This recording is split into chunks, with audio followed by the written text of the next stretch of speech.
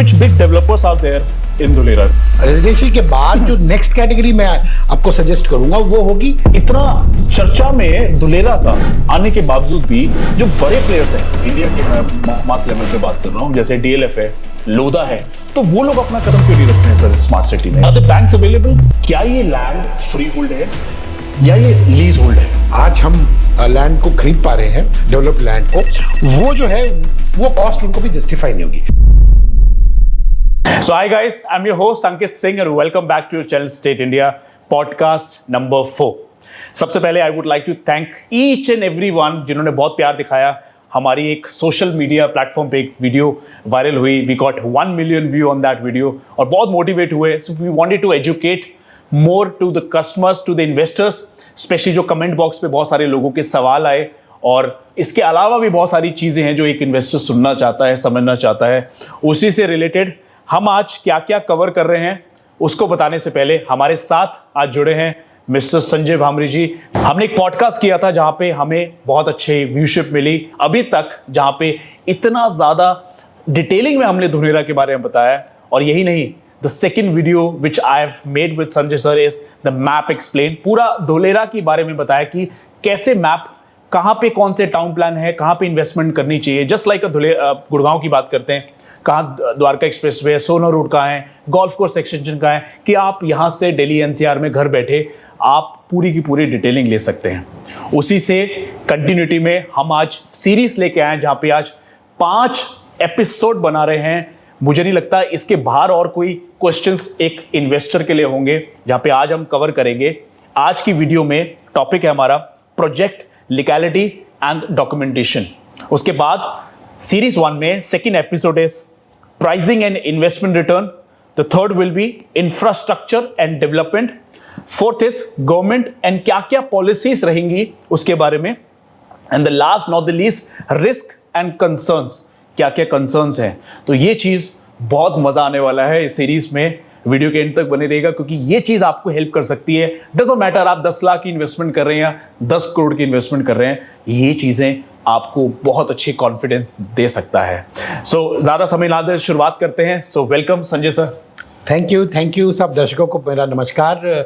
जिन लोगों ने इतना प्यार दिया, मैं सबको बहुत ही तहे दिल से धन्यवाद करता हूँ। और अंकित जी ने आज मुझे दोबारा यहाँ पे बुलाया, सो मैं उसके लिए भी शुक्रिया अदा करता हूँ उनको। और Ankit ji, I am at your disposal, जैसे कि मैं हमेशा जिक्र करता हूँ।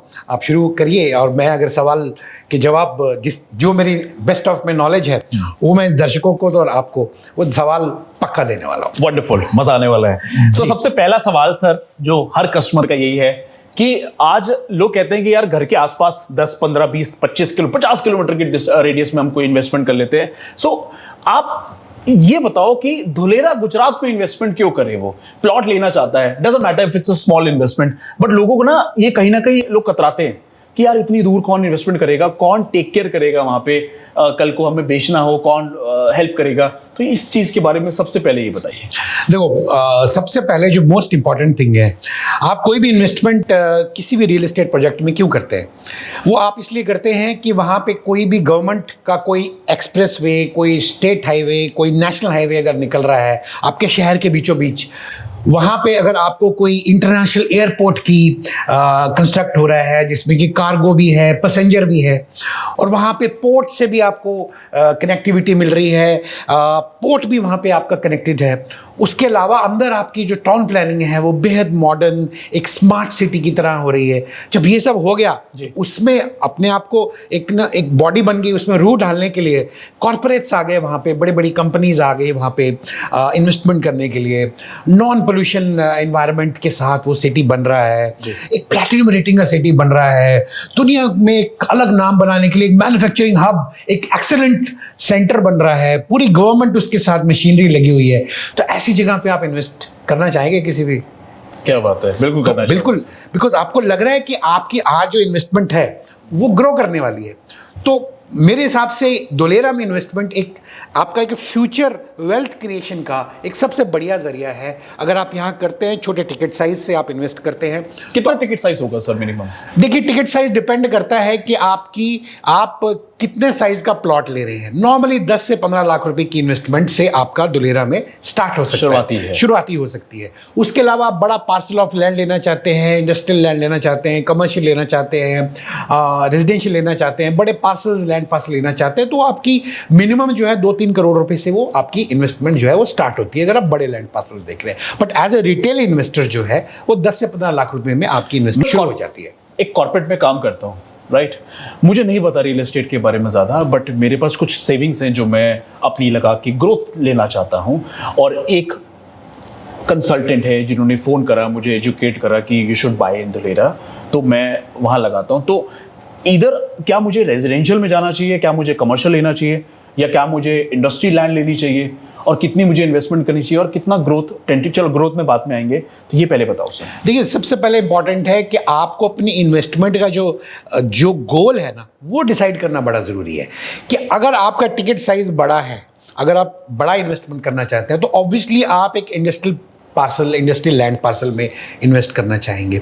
और अगर आपको लगता है कि कमर्शियल मुझे करना है, तो कमर्शियल में भी आपको एक बड़ा लैंड पार्सल लेना पड़ेगा, वहाँ पे बड़ा टिकट साइज करना पड़ेगा। रेजिडेंशियल में आप एक छोटे टिकट साइज से भी शुरू कर सकते हैं। ये डिपेंड करेगा आपके एपिटाइट पे, आपकी इन्वेस्टमेंट गोल पे। अब आज की डेट में अगर मैं बात करूँ तो रेजिडेंशियल में सबसे पहले इन्वेस्टमेंट करना चाहिए, क्योंकि अभी कमर्शियल वहाँ पे आप महंगा कमर्शियल ले लेंगे अभी, लेकिन अभी वहाँ पे कमर्शियल की ज़रूरत हुई नहीं है, बिकॉज वहाँ पे अभी बसावट आने वाली है, धीरे धीरे हो रही है। तो कमर्शियल की आने वाले टाइम में, फ्यूचर में वैल्यू बढ़ेगी। आज की डेट में अगर जो सबसे ज़्यादा ज़रूरी जो डिमांड है वहाँ पे, वो बेसिक इंफ्रास्ट्रक्चर की है और रेजिडेंशियल की है। जैसे कि वहाँ पे हॉस्पिटल्स, स्कूल्स जो कि गवर्नमेंट ऑलरेडी बना रही है, तो उसके अलावा रेजिडेंशियल की सबसे ज़्यादा ज़रूरत है। और मेरे हिसाब से आज की डेट में आपको सबसे पहले जो करनी चाहिए investment as a retail investor, वो रेजिडेंशियल में करनी चाहिए। मेरा सवाल एक बार फिर से दोबारा मैं दोहराता हूँ कि क्या मैं एग्जिट कर पाऊंगा कल को? अगर मुझे एग्जिट करना हो तो मैं अगर कमर्शियल लेता हूँ या इंडस्ट्रियल लैंड लेता हूँ, तो मैं इजीली एग्जिट कर पाऊंगा कंपैरेटिवली अगर मैं रेजिडेंशियल प्लॉट से बात करूँ? देखिए, रेजिडेंशियल की डिमांड एंड यूज़र आपको ज़्यादा मिलेगा, राइट।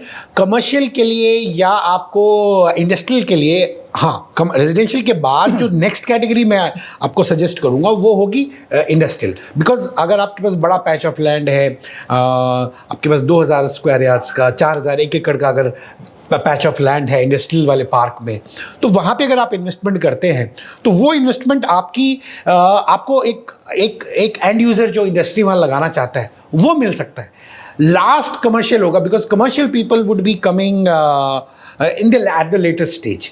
तो आज आप वहाँ पे बड़ा लैंड कमर्शियल का, क्योंकि कमर्शियल की प्राइस में भी आपको रेजिडेंशियल की प्राइस में, कमर्शियल की प्राइस में आपको 3 से 4 गुना ज़्यादा प्राइस का डिफरेंस मिलेगा। तो आप अभी वहाँ इन्वेस्टमेंट बड़ा टिकट ना करें, अभी मेरे हिसाब से आप रेजिडेंशियल में करें तो ज़्यादा होगा। आपको एग्जिट जो है, आपने पूछा एग्जिट, वो रेजिडेंशियल में आपको ज़्यादा ईजी होगा। राइट। मेरा अगला सवाल है सर आपसे, which big developers are there in Dholera? कौन से बड़े डेवलपर्स, क्योंकि आज इन्वेस्टमेंट लोग करना चाहते हैं, ठीक है, बट उनको ये नहीं पता। जैसे एग्जांपल मैं लेता हूँ, गुड़गांव की बात कर लेते हैं, नोएडा की बात कर लेते हैं। आज सबको पता है कि DLF है तो चलो लगा देते हैं कि इन्वेस्टमेंट मेरी सेफ रहेगी। नोएडा में चलो काउंटी ग्रुप है या गौर है या XYZ डेवलपर्स हैं, एस है, तो हम लगा देते हैं। बट यहाँ पे धुलेरा में it's very difficult to understand कि कौन से बिग डेवलपर्स हैं जो आज अवेलेबल है, वो आप बताइए। जो my customers wants to know, जो हमारे कमेंट में भी ये बहुत सारे सवाल ऑलरेडी आ चुके हैं सर। देखो, वहाँ पर 2-3 प्लेयर्स बहुत अच्छा डेवलपर्स हैं, अच्छा काम कर रहे हैं वहाँ पे। सबसे पुराने हैं, 2012 से एक कंपनी है बाय मेरिक इंफ्रास्ट्रक्चर लिमिटेड है, वो तकरीबन 20-22 प्रोजेक्ट्स वहाँ पे सेल आउट कर चुकी है। उसके बाद एक RSC ग्रुप है, वो भी वहाँ पे अच्छा कर रहा है। RSC doing well over there. उसके बाद वहाँ पे एक 7 ओक करके भी डेवलपर है जो कि ऑलरेडी काफ़ी सारे प्रोजेक्ट्स वो कर रहा है। तो मेजरली ये है। उसके अलावा आपको बहुत सारे और भी डेवलपर्स वहाँ मिलेंगे जो कि अपना प्रोजेक्ट ला रहे रहे हैं उनके साथ भी आप इन्वेस्टमेंट कर सकते हो, बिकॉज उनके भी जो सारे डॉक्यूमेंट्स हैं, अब जो आप आगे सवालों में पूछोगे मुझे मालूम है, क्योंकि आपने बोला कि डॉक्यूमेंटेशन एंड लीगैलिटी पे ये एपिसोड है, तो आप मैं उसको आगे के लिए छोड़ना चाहता हूँ। तो वो आप और भी बहुत सारे डेवलपर्स हैं जिनके साथ आप वहाँ पे काम कर सकते हो, आप इन्वेस्ट कर सकते हो और safely. But these are the main developers जिसमें हमें ये लगता है कि एक तो पैसा हमारा सेफ है, हमें रजिस्ट्री के बाद हमें जिस तरीके से बताया गया हम एक्चुअल में उस तरीके से डिलीवर करके देंगे, like club house, like you know roads and infrastructure जैसे होता है, एमिनिटीज स्पेशली। जी ऐसा ही है। तो ये कुछ कंपनीज हैं, इसमें आप इन्वेस्ट कर सकते हो। उसके अलावा और भी डेवलपर्स हैं, तो आप अपने लोकल कंसल्टेंट के साथ टाई अप करें, उनसे समझें और फिर अपनी ज़रूरत के हिसाब से जो आपको समझ में आता है, आपका विवेक जो कहता है उसके हिसाब से आप अपना डिसीजन लें। और नहीं तो हमारे अंकित जी तो खुद है ही इनसे कांटेक्ट करें। ये मुझे बुला लेते हैं तो आई एम ब्लेस्ड कि मुझे बुलाते हैं, तो इनसे आप कांटेक्ट करें तो ये आपको राइट गाइड करेंगे। Thank you so much sir. Sir मेरा अगला सवाल आपसे ये है कि जैसे आज दुनिया भर से लोग इन्वेस्टमेंट कर रहे हैं, दुनिया भर मतलब वर्ल्ड वाइड लोग इन्वेस्टमेंट दुलेरा से कर रहे हैं, and you know one of the example the investor जो अभी हम लोगों ने एक ट्रांजैक्शन कंक्लूड करी है। सो इतना चर्चा में दुलेरा का आने के बावजूद भी जो बड़े प्लेयर्स हैं इंडिया के, मैं मास लेवल पे बात कर रहा हूँ, जैसे डीएलएफ है, लोधा है, तो वो लोग अपना कदम क्यों नहीं रख रहे हैं सर स्मार्ट सिटी में? बहुत इसमें एक चीज़ और है सर, जैसे सेमीकंडक्टर है, बड़े बड़े कंपनीज है जिस पे अभी हम आएंगे, तो वो प्लानिंग होने के बावजूद भी ऐसे डेवलपर्स क्यों अपना कदम नहीं रख रहे हैं? देखो, इसका बहुत मुझे जो समझ में आता है वो मेजर कारण ये है कि अभी इन सब डेवलपर्स ने लैंड पार्सल ज़रूर खरीद रखे हैं। अभी वो अपना प्रोजेक्ट इसलिए ला रहे हैं बिकॉज एक बड़े प्रोजेक्ट को, हर प्रोजेक्ट को एग्जीक्यूट करने के लिए कॉस्ट होती है। तो आज की डेट में जो वहाँ पे लैंड के जो प्राइसेस चल रहे हैं, जो एंट्री कॉस्ट, जैसे मैंने बोला कि सबके लिए वेल्थ क्रिएशन के लिए एक अच्छा मौका है, तो एक डेवलपर को वो उसकी कॉस्टिंग में आएगा नहीं कि आज वो एक प्रोजेक्ट अनाउंस कर दे। ये डेवलपर्स जो है लेटर स्टेज में आपके ज़रूर आपको मिलेंगे, इन साइड में हाई एक्सेस कॉरिडोर में, रेजिडेंशियल में आपको बड़े बड़े ये सब प्लेयर्स आएंगे। अभी लैंड पार्सल लेके रखे हैं, अभी वो जो कॉस्ट बिक रहा है जिस पे अभी आज हम लैंड को खरीद पा रहे हैं, डेवलप्ड लैंड को, वो जो है वो कॉस्ट उनको भी जस्टिफाई नहीं होगी। So they will wait and then they will come. Surely उनके पास लैंड पार्सल्स तो उन्होंने लेके रखे हुए हैं, no doubt about that. Great sir. Are the banks available?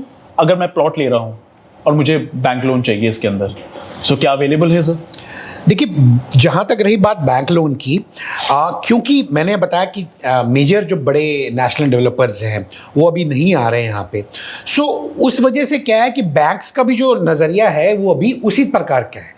It is on the same wavelength कि they are also waiting, because वो छोटे टिकट साइज़ में अब आप देखिए प्लॉट है 15 लाख रुपए का प्लॉट है, ठीक है, सपोज आप 10 लाख रुपए का एक प्लॉट ले रहे हैं, अब उसमें आपको लोन जो है प्लॉट्स में ऑलरेडी 60% के आसपास का लोन होता है।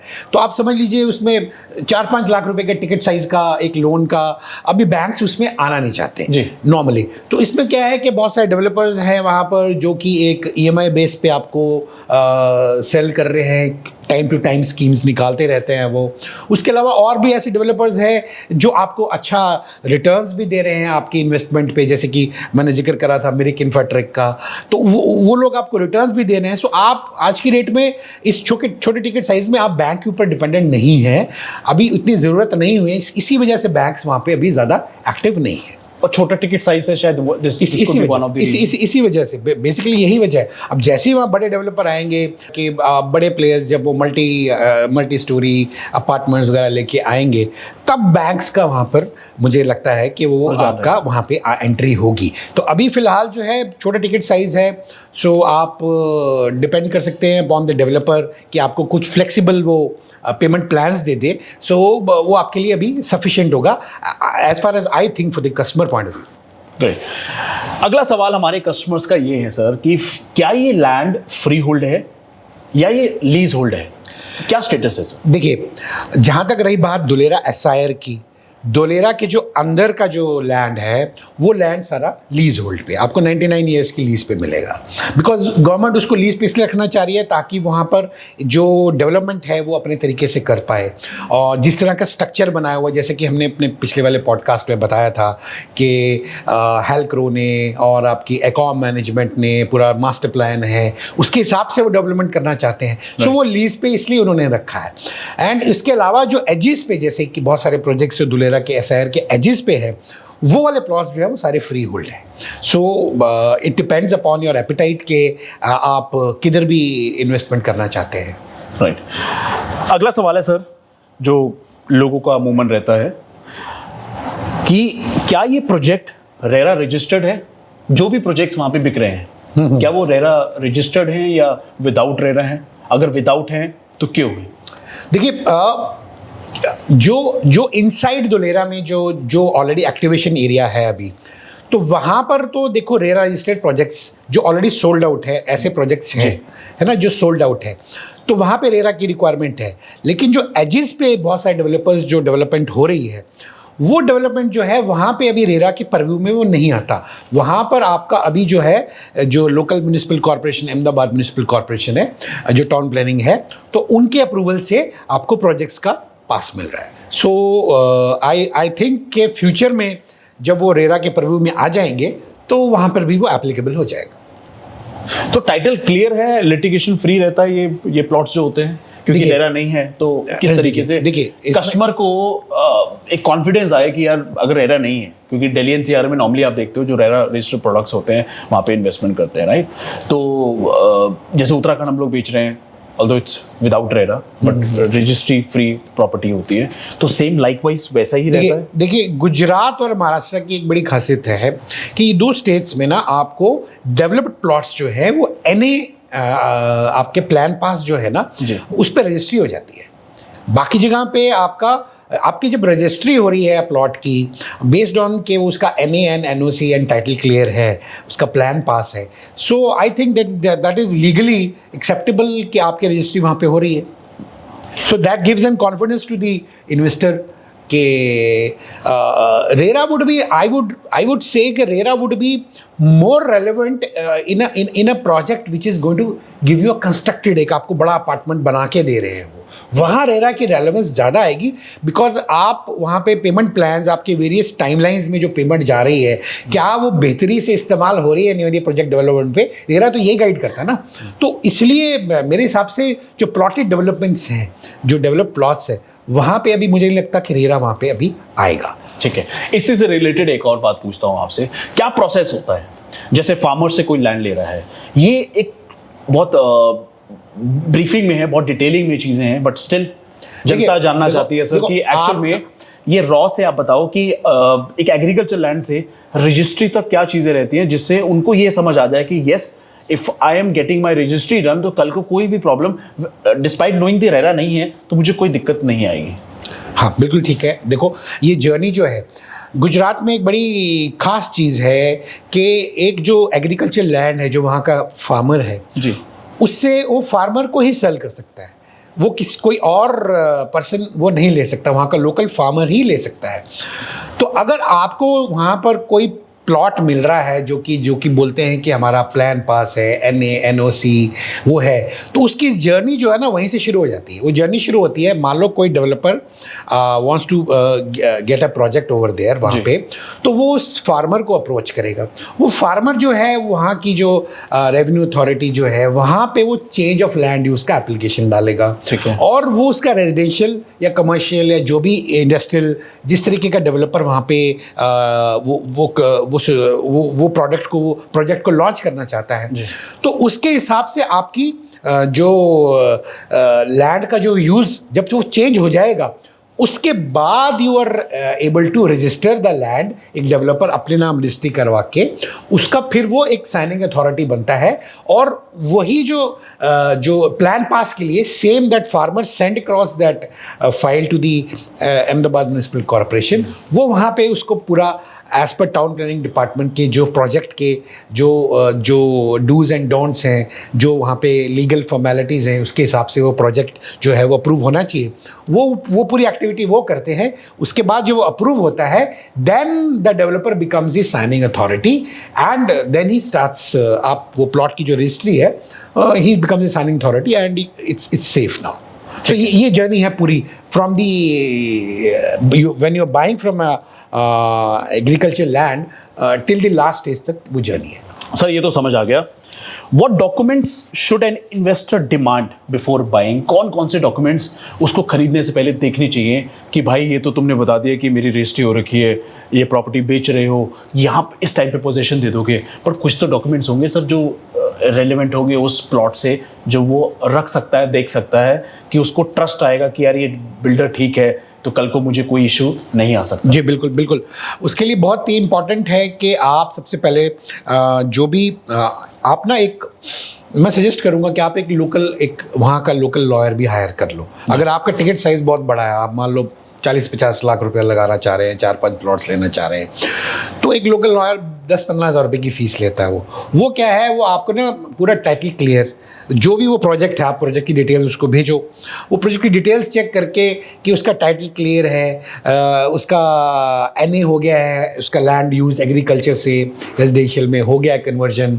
उसके अलावा वहाँ पे क्या जो वहाँ की लोकल टाउन प्लानिंग अथॉरिटी है उसने प्लान पास कर दिया है और एनओसी मिल गया है, जो उस लैंड से कोई एनकम्बरेंस तो नहीं था, कुछ उसके ऊपर भार मुक्त जिसको हम सर्टिफिकेट बोलते हैं, वो सारी चीज़ें जो है आप चाहे तो आप अपने डेवलपर से भी डिमांड कर सकते हैं। वो आपको सारे डॉक्यूमेंट शो कर सकता है, वो आपको बता देगा कि ये मेरा जो लैंड है, एनए का डॉक्यूमेंट दिखा देगा आपको, प्लान पास का जो डॉक्यूमेंट है वो आपको दिखा देगा वो, तो उससे, और टाइटल क्लियर का एक लॉयर का रिपोर्ट होता है वो आपसे शेयर कर देगा। तो जब आपने ये देख लिया कि लैंड का टाइटल क्लियर है, इसका एनओसी, इसके ऊपर कोई भार नहीं है, कोई एनकम्बरेंसेस नहीं है, और उसके बाद उसका प्लान भी एक लोकल जो वहाँ की टाउन प्लानिंग अथॉरिटी है उसका अप्रूव किया हुआ है विद ऑल दी रिक्विजिट्स जो है, तो फिर आपके लिए वो केस बन जाता है कि आप उसको उस पर ट्रस्ट करके उस डेवलपर पे आप अपना इन्वेस्टमेंट कर सकते हैं। सर गुड़गांव, नोएडा या 1000 किलोमीटर दूर कोई बैठा है तो मुझे नहीं लगता कि वो कहाँ लॉयर ढूंढ पाएगा, क्या चीज़ें हैं, तो क्या आप लोगों के पास ऐसी कोई प्रोविज़न है, लाइक कस्टमर वांट्स की चलो ठीक है ये तो डॉक्यूमेंटेशन मैंने देख ली, एनए देख लिया, एनओसी देख लिया, प्लान पास देख लिया, रजिस्ट्री देख ली, now it's good to go, but still he wants to get it checked, rechecked with the lawyer, तो क्या हमारे पास ऐसी प्रोविज़न है कि हम दे सकते हैं? देखिए वो डिपेंड करेगा, आप अपनी जो आपने लोकल वहाँ पे कंसल्टेंट जिसको हायर करा है, तो वो उसकी रिस्पॉन्सिबिलिटी बन जाती है। वो सारी चीज़ आपकी इन्वेस्टमेंट को एक सिक्योर वे में करवाना, वो आपको निकाल के वो सारी डिटेल्स जो है, जो मैंने आपको डॉक्यूमेंट्स बोले हैं। In short you have the number, you have the contact, if anybody wants to invest, ये जो नीचे नंबर दे रहे हैं जिस पर अगर आप इन्वेस्टमेंट करना चाहते हैं या आप कोई भी क्वेरी करना चाहते हैं रिलेटेड टू प्लॉट्स, तो Sanjay sir will provide the contact number, आप उनसे बात कर सकते हैं।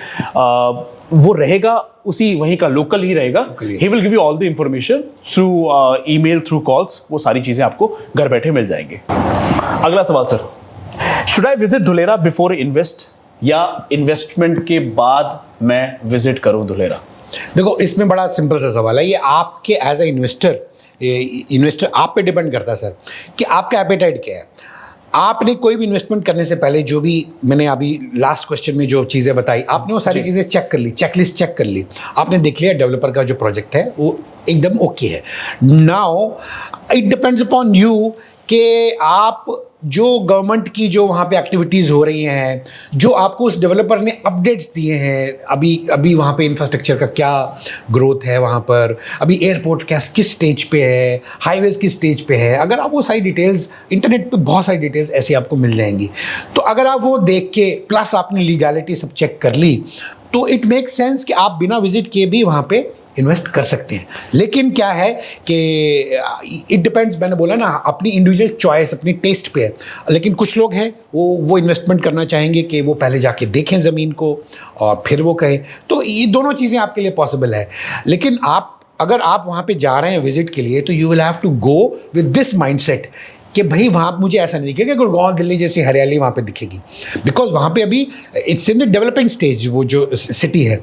तो वहाँ पे आपको जाके आपका कई बार हो सकता है कि आपने स्टूडियो में या आपके जो कंसल्टेंट हैं उसके ऑफिस में आपने बहुत अच्छी प्रेजेंटेशन देखी, गवर्नमेंट के प्लान देखे, प्राइम मिनिस्टर साहब की भाषण है उसके बारे में आपने देखा, और बहुत सारी टाटा की वहाँ पे जो एक्टिविटीज़ हो रही है आपने सारी चीज़ देख ली, आप बहुत कन्विंस्ड हो गए, यू आर एक्साइटेड, नो यार this is going to be, ये इन्वेस्टमेंट मुझे करनी है। लेकिन जब वहाँ गए वहाँ पर आपको दिख रहा है एक बड़ा सा हाईवे है, उसके अगल में सब खेत हैं, तो आपको लगेगा यार ये अभी इन्वेस्टमेंट ऐसा कर दूँ ना कर दूँ।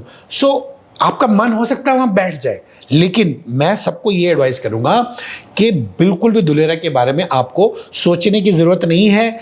जब इतनी बड़ी इन्वेस्टमेंट टाटा 91,000 करोड़ की इन्वेस्टमेंट जो वहाँ पे कर रहा है, तो they have done all the risk analysis.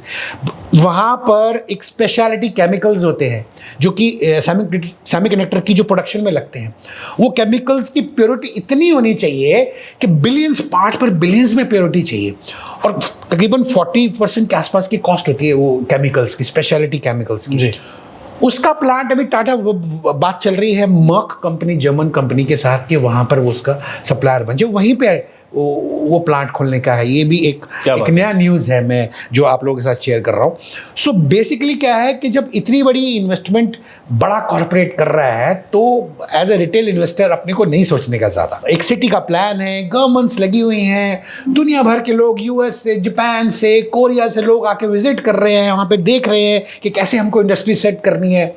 तो एक ट्रस्ट लेवल वैसे ही बन जाता है। एक रिटेल इन्वेस्टर का कितने लगाने यार, 15 लाख तो लगाने हैं, है ना, तो ज़्यादा घबराने की जरूरत नहीं। लेकिन मैंने फिर कहा आपको इंडिविजुअल टेस्ट पे डिपेंड है, आप बिना देखे भी कर सकते हो और वहाँ जाके करने के बाद भी जा सकते हो, दोनों चॉइस है। सर धुलेरा में इन्वेस्टमेंट क्यों करनी चाहिए समझ लिया, कौन कौन सी लीगैलिटी है जिस पे ध्यान रखना चाहिए, कौन कौन से डॉक्यूमेंटेशंस देखने हैं, लॉयर भी हायर कर लिया, रजिस्ट्री भी देख ली, सारी चीज़ें करने के बाद अब सवाल ही आता है सर, इन्वेस्टमेंट कर ली, ट्रांजैक्शन हो गई, are there any restrictions on resale और ट्रांसफर ऑफ प्रॉपर्टी? कि कल को मैं प्रॉपर्टी लेने के बाद क्या मैं ट्रांसफर कर पाऊंगा, मेरे पर कोई रिस्ट्रिक्शंस तो नहीं है, कोई ऐसे टर्म्स एंड कंडीशंस तो नहीं है जो बिल्डर ने लगा दिया और मैं स्टक हो गया? देखो, जहाँ तक रही बात जो लैंड पार्सल आपका इनसाइड धुलेरा है जो हो, वहाँ पर जो आपने ऑक्शन में लिया है तो उसमें 3 साल तक का पीरियड है कि उसमें आपको 3 साल तक आपको ऑक्यूपेशन सर्टिफिकेट, अगर आपका वो रेजिडेंशियल प्रोजेक्ट है या आपको वो जो ऑर्डर अपना इंडस्ट्री को स्टार्ट करने के लिए गुजरात पोल्यूशन गवर्नमेंट जो बोर्ड है उससे अप्रूवल लेना पड़ता है आपको, तो वो सब वो टाइम बाउंड है। लेकिन जो आउटसाइड जो एजेस पे जो प्रोजेक्ट्स हैं वो टाइम बाउंड नहीं है, आप उसको कितने टाइम तक भी होल्ड कर सकते हैं, कोई दिक्कत नहीं है। और अगर आपको रीसेल करना है, ट्रांसफ़र करना है, तो वो आपके डेवलपर पे डिपेंड होगा कि वो कुछ चार्ज अगर कोई आपसे ले रहा है, या नॉर्मली बहुत सारे डेवलपर्स हैं फर्स्ट ट्रांसफ़र को फ्री भी कर देते हैं, है ना, बिकॉज एज ए इन्वेस्टर आपको कल को अगर एंड यूज़र को देना है या नेक्स्ट इन्वेस्टर को देना है आपका लैंड पार्सल, तो कई बार फर्स्ट ट्रांसफ़र को फ्री भी दे देते हैं। तो डिपेंड करेगा आपके डेवलपर, आप अपने डेवलपर से चेक कर सकते हैं ये वाला सवाल। कोई टाइम फ्रेम है, कोई डेडलाइन है कंस्ट्रक्शन करने की प्लॉट लेने के बाद? आपको पता कुछ जैसे आपके सॉरी मैंने आपका अगले क्वेश्चन को पहले आंसर कर दिया। नहीं, ऐसा कोई टाइमलाइन नहीं है वहाँ पे। आप उसको मेरे हिसाब से वहाँ पे इन्वेस्टमेंट अगर आपको धुलेरा में करनी, you should keep it with a minimum 5 year horizon, 5 साल के होराइजन के साथ सोचे, उसको होल्डिंग कैपेसिटी 5 साल तक रखे। हो सकता है अगले 2 साल में आपने जिस प्राइस में आज वो लैंड लिया है आपको एक अच्छा एंड यूज़र वहाँ मिल जाए, बिकॉज अभी वहाँ पे एयरपोर्ट शुरू होने वाला है दिसंबर 2025 में, वो हम अगले के एपिसोड्स में बात करेंगे। और बहुत सारी चीज़ें डेवलपमेंट ऐसी ना, अभी धुलेरा जो है ना इस वक्त मैं आपको बताऊँ वो इस स्टेज पे है कि अब डेवलपमेंट जो है ना वो ऐसे होने वाली है, जो पॉइंट ऑफ इन्फ्लेक्शन होता है ना किसी चार्ट में, तो वो अब ग्रोथ जो है वो वर्टिकल है। तो वो जो ग्रोथ जब ऐसी होती है तो हो सकता है आपको 2 साल बाद ही आपको आपकी इन्वेस्टमेंट का अच्छा रिटर्न मिल जाए, आप क्विट कर जाए एक अच्छा रिटर्न लेके। बट मेरी राय है कि अगर आपको बढ़िया रिटर्न लेना है तो you should keep it with a 5 year horizon minimum रखना चाहिए, बिल्कुल रखना चाहिए।